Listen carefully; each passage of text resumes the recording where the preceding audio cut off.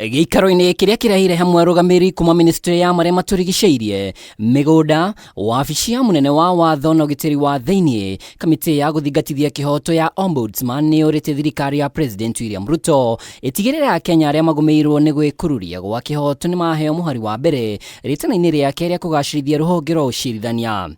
Kuringana na mũrũgamĩrĩri munene wa wabici ya Ombudsman Masiwambua, wabici ĩno nĩ yamũkĩrĩte macira ngiri 8 ma akenya arĩa marateta gwĩkururia gwa Kihoto, no kuma mwaka wa 2013 macira ngiri 20 matuithanĩtio na ene magateithĩka. Office of the Ombudsman is committed towards the achievement of administrative justice as a constitutional body, and we are also ready to assist Kenyans and marginalized communities to navigate the corridors of public entities to provide clarity in the implementation processes and any hurdles that they face when they knock the doors of the public offices.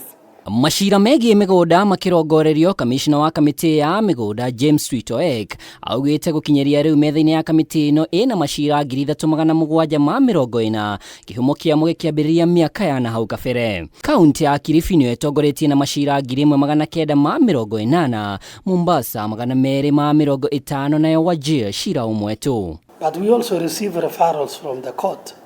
The court sometimes listens to a matter and then they say it is best to be handled by the National Land Commission. So we also have referrals. If a scrutiny and observations are well-founded, corrective measures can be taken in due democratic process. If not, no harm can be done in looking at that which is good.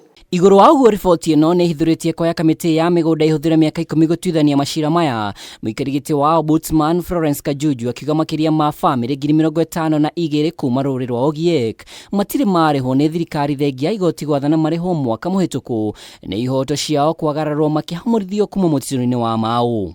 It behoves us as the various institutions of government with relevant mandates on this issue to chart the way forward on implementation of the judgment for enhanced rule of law, protection of human rights and good governance, and of course in compliance with the Constitution of Kenya that binds us in this country. We don't want to see Ogiek again being evicted. I hope there will be no more non-violations or non-repetition where Ogiek will be subjected to evictions again.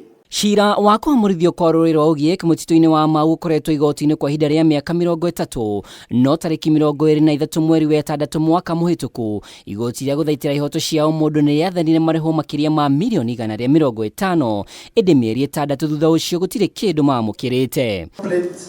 Kiribotera Kameme TV, rĩtwa rĩakwa nĩ Mwaura wa Ndung'u.